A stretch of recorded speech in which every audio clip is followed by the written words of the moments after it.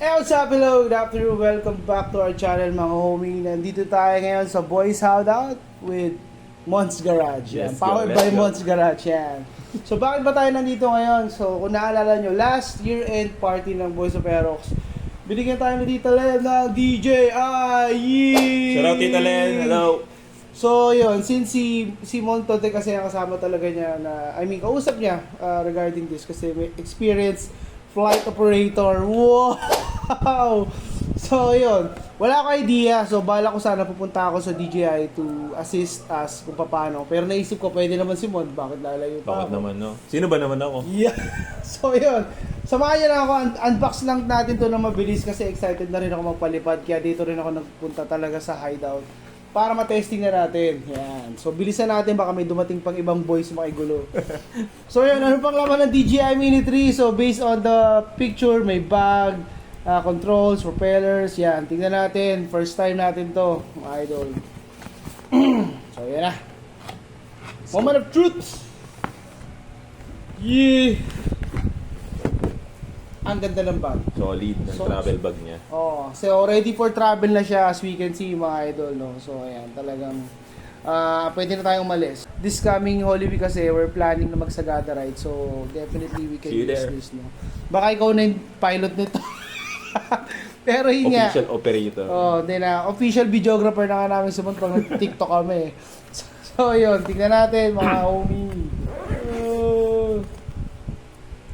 Let's go. And of course, thank you so much, Boss G, Print Customs. Boss G, shout out. Sa aking baseball jersey, no, sobrang ganda. Wala pa may mga nag-PM sa akin kung magkano raw ba to and meron raw ba. Wala pa sa mga nagtatanong. So, ito yung gamit ko nung last Imprint Customs Fashion Show. So, yun. Impression. Kung nandun kayo. Impressions, yun. Powered by Bike Night Asian, syempre. Let's go. Shout out Sir Jeff, Sir Dennis. So, May yun. birthday ni Sir Jeff kahapon. Uy, happy birthday, Sir Jeff! Grabe, ba't di ko alam? Kaya pala wala si Sir Jeff. So, yan, tingnan natin, ha? May zipper na kasama. Of course, this comes with propellers. Yun. So, May mga extra propellers extra na talaga yan. propellers extra, na. As in, extra niya na talaga yan. So, just in case, yun nga, meron kasi yung propellers kasi meron siyang wear and tear. Oo. So, from time to time, syempre, hindi may iwasan, wag naman. Pero sasabit siya sa puno from time to time. Pero mag-work pa rin siya, pero hindi na ganun ka-efficient din sa drone. So, may kasamang, sinamahan siya ni DJI ng extra propellers just in case Grabe. kailangan mo siyang i-replace. Meron na siyang kasamang 6 pairs. 6 pairs na. So, ang laking bagay nun kasi pag nagkaroon man lang ng crack yan, mag-iiba yung Yes. flight, ano yan, diba? So, ang mga mababago diyan yung flight time mo, yung efficiency ng paglipad, syempre yung total performance nung Tsaka drone delikado, mismo. syempre, Yes. di ba, pag may sira. So, yun, meron din siya kasamang kable for Android phones. Yan. So, yan. Thank you, McAfee. Baka naman. Sobrang excited ako. Kagigising ka lang, rumekta na ako Rumekta dito. na. Pero naligo naman ako, Grabe naman kayo. Hindi naman tinatanong, Tito. So, Dapat defensive ka. Ligong lang, mga 10 buhos lang. So, yan, it comes with, yan, itong RC controller. Mhm. Yan. It's the DJI RC controller. So, sa akin, may kasama kasi may isa pa nito, yung may kasama ng screen. Mhm. For me, this is much okay kasi parang sa napanood ko, pag ginamit mo to using phone, pwedeng rekta na sa phone yung Yes. footage, no? Para So, sa mga, alam mo yung mga talagang katulad ng mga vloggers na talagang living on the go, kumbaga fast-paced kasi yan eh. Para edit mo agad yung mga clips, yung mga photos na makukuha ng drone, mas maganda na rumerekta, although may kopya pa rin siya dun sa drone mismo, pero pwede kang pwede mo mong na i-grab. irekta, pwede mo nang i-grab from the drone yung mga actual na footage na yun para right there and then pwede ka na mag-update, pwede ka na mag-upload agad. Stig. Tapos ito, nakita ko nga meron tong joystick. Ito siya yung joystick Yes. niya. So, lagay na natin para ready to Pwede fly to na fly tayo. talaga, no? Yan. So, medyo lang ata dito. Crucial kasi kailangan mong i-activate. Kaya napunta ako kay Monto Deck para maturuan tayo. So, Yes, yan. sir. Ready to fly. Tapos, ano pa? Of course, eto, isa to sa pinaka gusto ko sa package na to. No? It comes with 2 extra batteries and a charger. So, based on usage kasi ng mga gadget na ganito, pag lagi natin ginagamit yung as charger yung device, lumiliit din yung lifespan ng device. So, definitely, like for example, kami rin, magta-travel kami, in case na maubos yung battery niya, madali ka lang mag-replace. Yes. And based on my research, Google research, parang ang isang battery can last up to 45 to 50 minutes. Yes, So, yes. sobrang goods na, hindi mo naman gagamitin all the time. Diba? Actually. So, yun. sobrang, sa mga hindi nakakalam, sobrang solid na ng mga batteries ng DJI ngayon. Kasi smart batteries na sila. So, meron kasi mga batteries na lumolobo kapag na-overcharge. Or ito, nag-i-stop siya pag full charge. Yes, at the same time, itong mga to, automatic kapag hindi mo siya nagamit kasi nagdi-discharge siya. Nag-hibernate siya para ma-save niya yung battery cells niya. So, isa sa mga naging tech ni DJI to make sure na maglalast talaga yung mga batteries is smart batteries na yung ginagamit nila sa lahat ng mga DJI units nila para mapatagal. So, itong units na to, tong package na kinuha ni Tita Len is meron na siyang 3 battery just to make sure na enough yung flight time na meron si Tito Moy to fly. At the same time, it doubles as a external battery. Pwede siyang gawing power bank. Pwede mo siyang saksakan ng Uy, salba! in and out. So, pag nakasaksa, halimbawa may emergency, may drone ka nga, wala ka naman cellphone, pwede mo siyang gamitin as power bank. Uy, grabe, Stig! Grabe naman yung technology So, ng in, DJI. out yan. So, in para doon sa charger, out Oo para nga, doon sa hindi ko napansin. power bank. Ayun, So, oh, charger, grabe. So, solid. ang haba ng ano nito, charging nito. Kasi wala rin akong power bank eh. Last time nung nagsambales kami, parang maliit lang na dala akong power bank. So, Stig. So, yun. Galing naman, DJI. Sure. Tapos, ito, manual and other cables and stuff. So, huwag natin buksan. Kasi nandiyan naman si Mon. Si Mon yung walking manual natin. Hindi wala naman nagbabasa ng manual talaga. And of course, the DJI unit itself. Let's go. Yan yung main, kumbaga, parang highlight nitong unboxing na to. So, spaceship ni Tito Moy. Grabe, dream come mini true. spaceship. Nabalik din. Masira ko na naman ito. Nakakabahan ako. Yeah, ito sana yan. Tama yan. Paikot. Yan. Yan yung paikot. So, ito pala, pag ano ng bukas. Yes. Yan.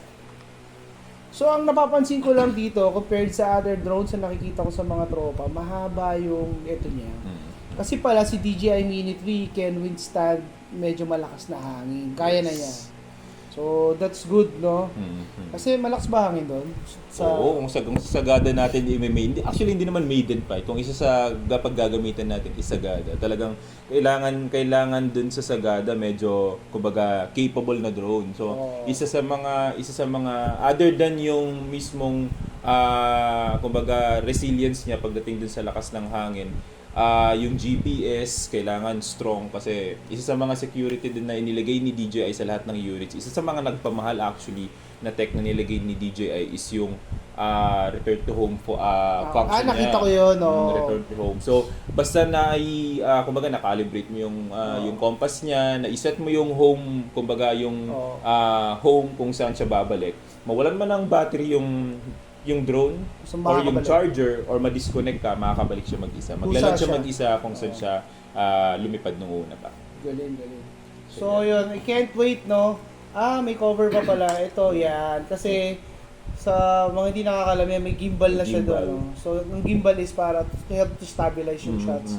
So, siguro kasi kahit malakas ang hangin, stabilize pa rin. Yes. Stable footage tayo. Tsaka, isa sa mga talagang bago kay Mini 3 is yung capacity niya to shoot portrait videos. Oo nga, so nakita ko yun. karamihan ng mga drone Pang kasi reels, no? yes, karamihan ng mga drones kasi before puro landscape lang. Oo. So this time nag-integrate kasi nauuso na sa Facebook at saka sa Instagram yung portrait videos, YouTube reels, meron ganun, diba? even shorts sa YouTube. So in-integrate na nila, nagdagdag sila ng isa pang hindi pala actually hindi nagdagdag na isa pang motor.